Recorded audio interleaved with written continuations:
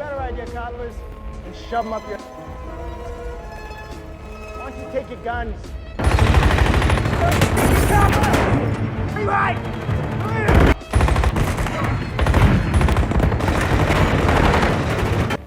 Keep going, Sarge. Light them up!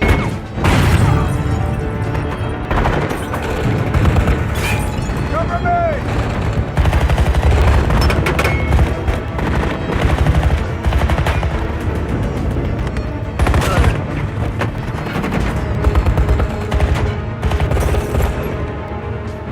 The FBI cuts back. 5 organized crime squads were reduced to 1. The Federal Bureau of Investigation's C5 squad now handles what 5 separate units once managed. The Bonanno, Colombo, Gambino, Genovese, and Lucchese families all fall under a single investigative team. State governments pick up the slack. New York, New Jersey, Pennsylvania issue racketeering indictments. The feds step back, local prosecutors step forward. But make no mistake, the mob hasn't disappeared. Agents still take surveillance photos. The FBI still watches. The scrutiny just spreads thinner. And when oversight decreases, opportunity increases. Among New York's 5 families, one group stands above the rest. The Gambino crime family operates with structure, with discipline, with profit. They make money. They make members, they maintain control. 2 power bases. The Gambino family operates through 2 distinct factions. Most New York families can't claim this structure. First, the Sicilian wing. Domenico Cefalu allegedly runs this group alongside Lorenzo Menino. For decades, this faction has operated with relative autonomy. They handle their business, report their earnings, maintain their traditions.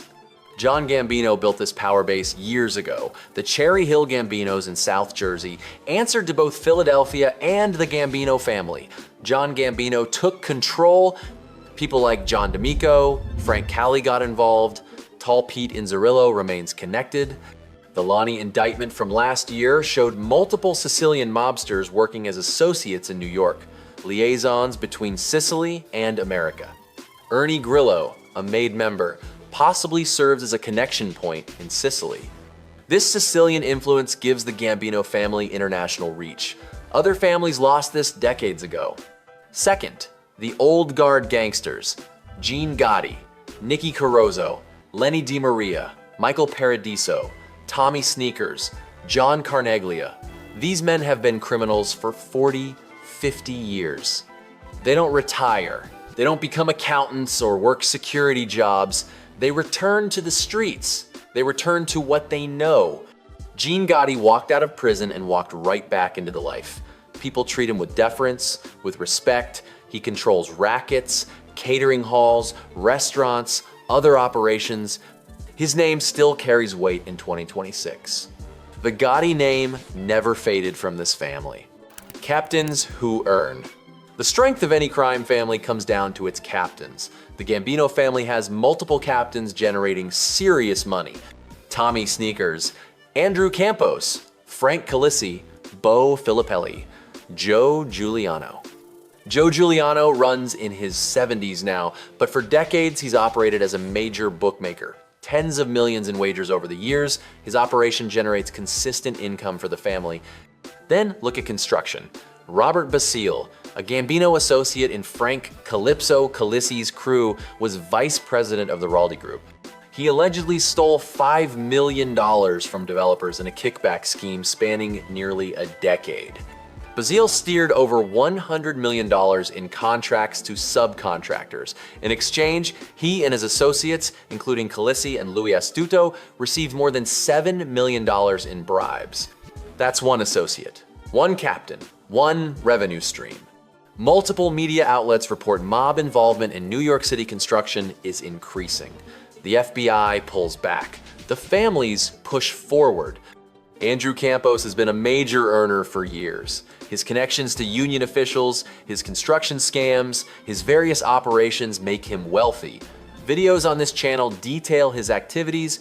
These captains are relatively young, most in their 40s, 50s, early 60s. They have decades of earning potential ahead. They blend old school street tactics with modern business operations.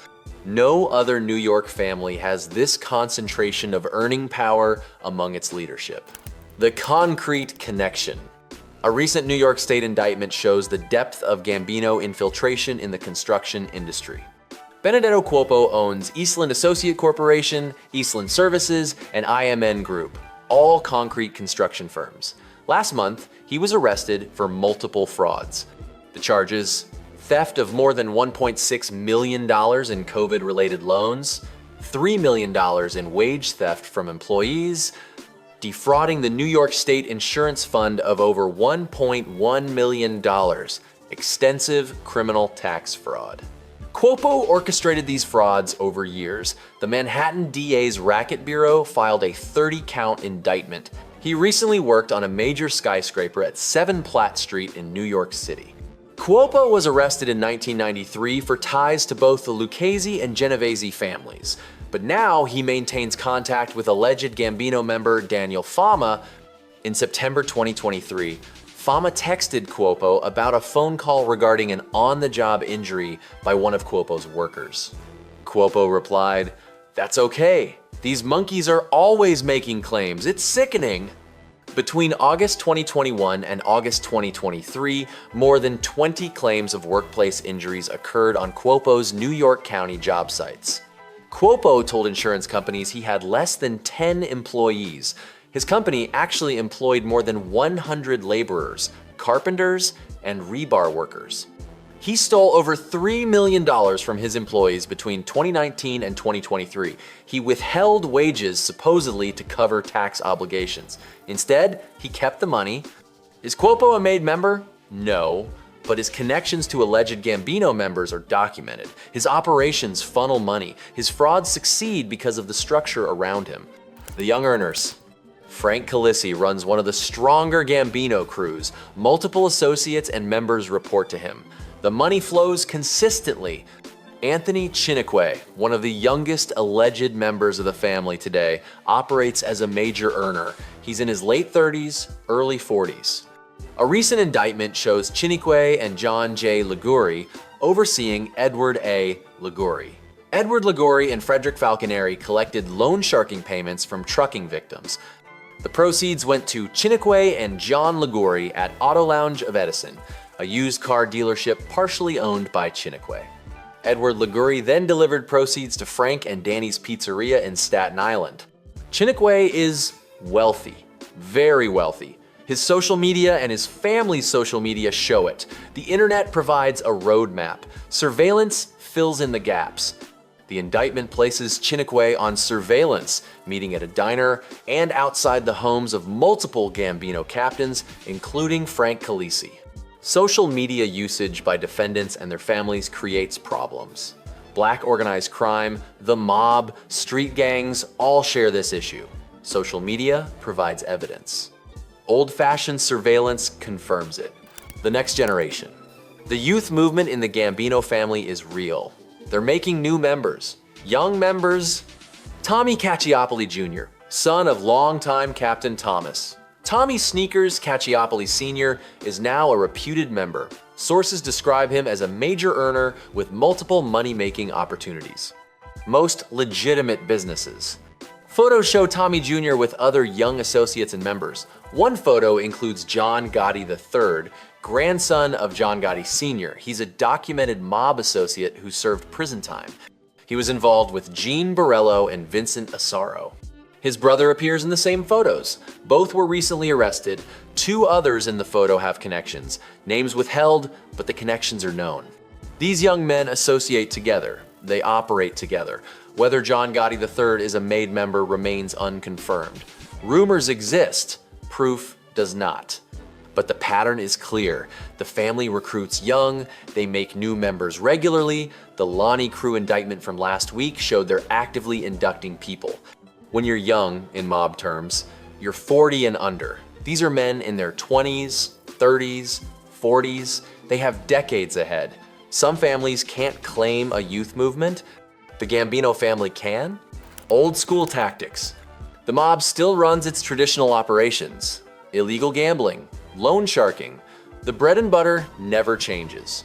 The enterprise corruption case against Chiniquy and Eddie Liguri showed a loan book of approximately $500,000. Between September 2022 and March 2023, 6 months, this criminal enterprise handled over 70 bettors who placed approximately $23 million in illegal wagers. That's a significant bookmaking operation. 6 months, $23 million. One crew, but they don't just run books. They use force when necessary. The par funding case involving the Liguri brothers showed mob tactics in action. Federal law enforcement executed search warrants at Par Funding's Philadelphia offices and at Joseph Liguri's home. Par Funding operated as a merchant cash advance company and lender. Multiple witnesses and documents showed Par Funding and its agents used fraudulent and extortionate means to collect payments from merchant debtors. Merchant lending works like this. A company offers a business $20,000. They hook into the business's revenue streams. They charge massive interest rates. They claim it's legal. What makes it illegal is the collection method. Par Funding sent collectors. They assaulted people. That crosses the line. The Lonnie indictment showed the mob still uses arson, attacks people with hammers, uses fists, smashes glasses over faces, old school tactics, street violence. The FBI pulls back. The families push forward. When oversight decreases, violence increases. The leadership question: who runs the Gambino family?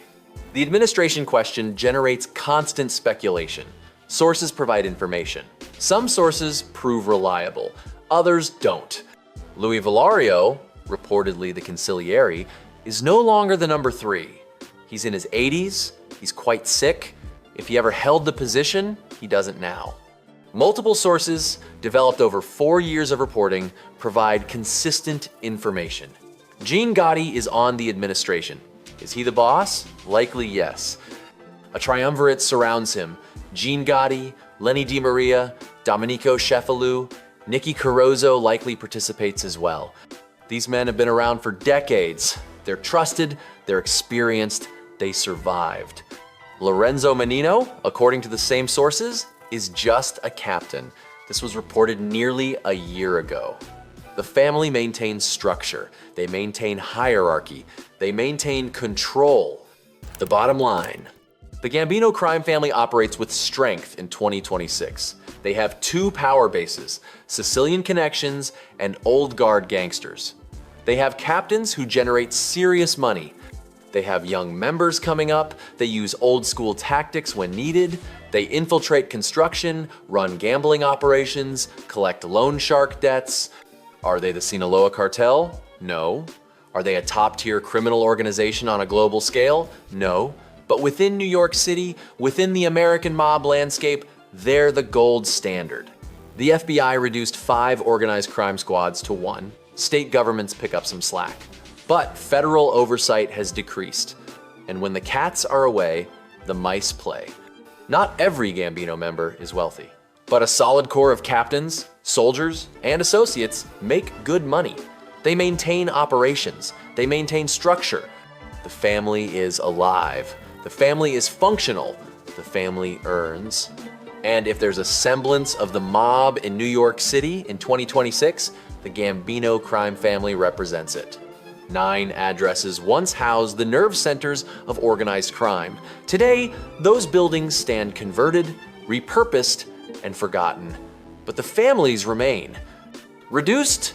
Yes. Weakened? Yes. But not eliminated. The Gambino family proves this. Structure persists, earning persists, violence persists. The mob hasn't disappeared, it's adapted. And in 2026, the Gambino crime family shows what adaptation looks like when done right. The FBI watches with fewer eyes. The families operate with more freedom. The cycle continues. The buildings change, the men change, but the game remains the same. And the Gambino crime family still knows how to play. Therefore, if you loved the thrill of how the mafia boss escaped from prison and never got caught, then we can bet you'll love the story of John Dillinger, the man who became public enemy #1, got jailed twice, and fled both times like no prison was built to cage him. That story is waiting for you in the upper left corner of your screen.